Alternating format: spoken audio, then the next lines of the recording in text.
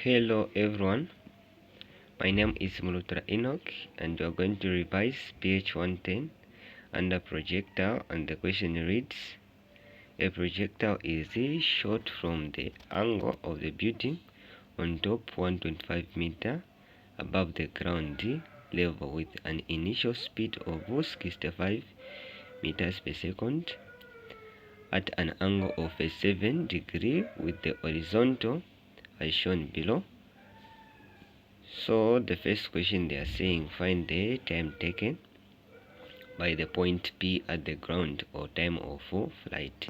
So time of flight, that is just the time taken for a projectile to come from the point of projection to the point of contact with the ground. So whenever you are solving these questions concerning projectile, so if you have been given the angle, you have to resolve it in x-axis and the y-axis. So we start. So if you want to resolve it, so in x-axis, one thing that you should bear in mind is that whenever it having an angle, it should carry the what? The cosine. So that is initial velocity cos what? Cos theta. And then y-axis, y0 is equals to initial sine theta. So from there, it's very important that you just simplify to find the values of y0 and y0 in x-axis and y0 in y-axis. So we have been given the initial velocity to be 65 cos theta, our angle, that is 37 degrees. So if you simplify that, we are going to obtain 51.9 meters per second, and then there we are going to find v0y is equals to initial velocity, that is 65 sine our angle 37 degrees. So if you try to simplify, you are going to find 39.1 meters per second. So from there, they are telling us to find the time of flight, and then the object was coming from there, coming downward. So we are only going to focus on the y-axis. So y is equals to y0 plus initial velocity in y times minus 1 over 2 gt square.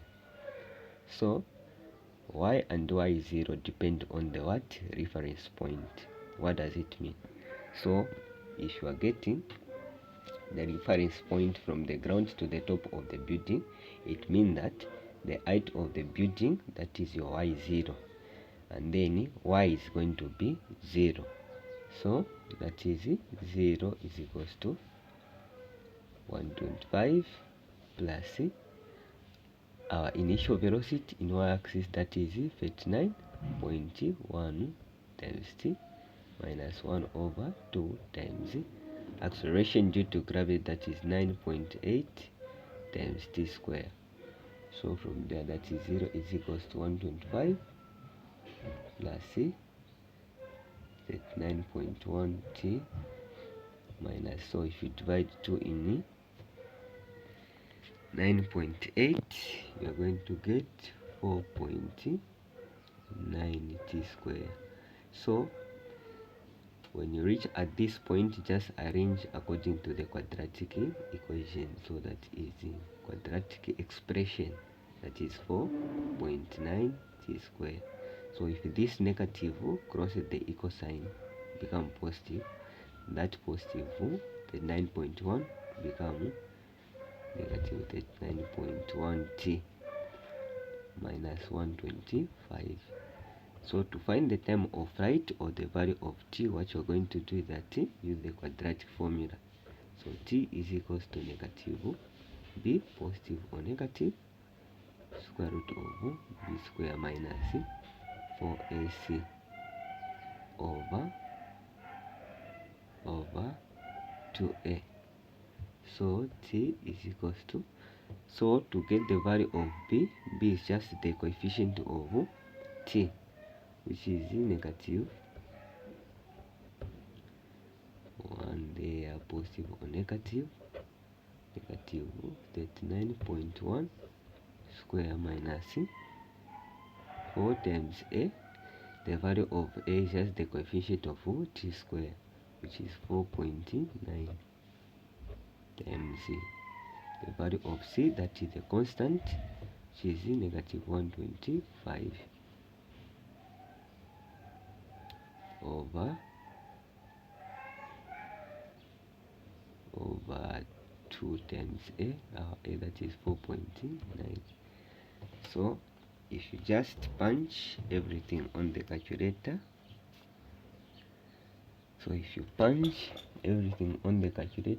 you're going to obtain t is equals to, that is positive 39.1, positive or negative 63.08 over 9.8. So t is equals to, so bear in mind that we only consider the positive value, the value that is going to give you the number that when you add and divide, you're going to get the positive value. So your final answer will be 10 seconds. So if you simplify everything in the square root, you're going to obtain 63.8, and then if you add divide by 9, you're going to get your final answer to be 10 seconds. So that is the time of flight. So we proceed. So the second question, they are saying determine the range x of the projectile measured from the base of the building.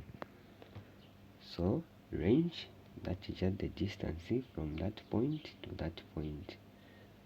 So range, that is x is equals to initial velocity in x-axis times time minus 1 over 2 g t square. Now bear in mind to say that in x-axis acceleration due to gravity is 0. So this thing is going to disappear. This thing is going to disappear. So from there, our formula for range is going to be x is equals to initial velocity in x-axis times t. So range is equals to initial velocity in x-axis. We have simplified the value, that is 51.9 times 10.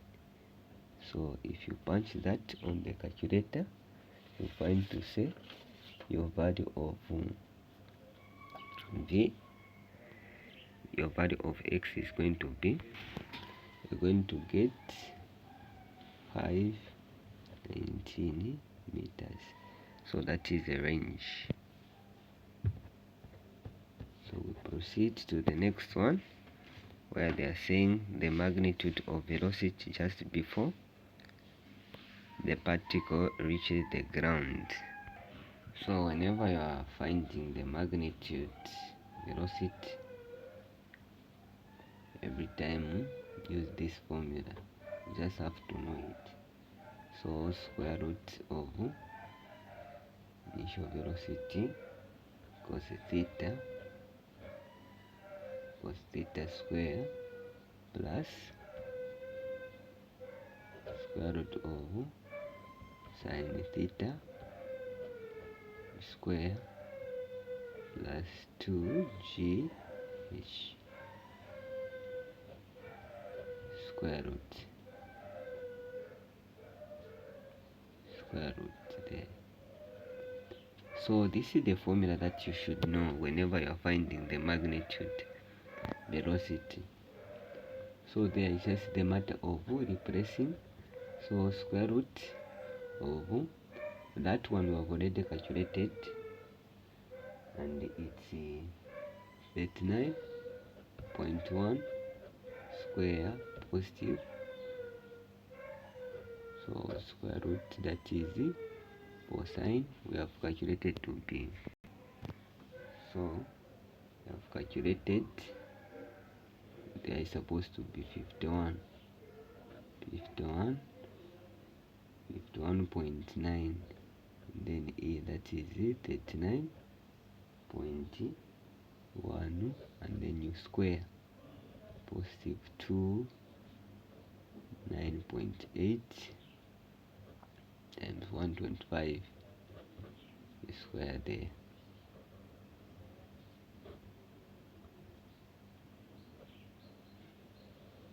So if you just simplify everything, you are going to obtain your answer to be 81.7 meters per second. So that is the magnitude. So we proceed to where they are saying we find the angle below the horizontal made by the velocity vector. So the angle is calculated by tan inverse of Vy over Vx. Now bear in mind to say that there, that is Vx plus Vy. So our angle is going to be tan theta over, so this value that you are seeing there, Vy, is obtained from the thing that is inside. So when you simplify everything inside there, you're going to obtain 63.08 over 51.9. So if you simplify there, your angle is going to be,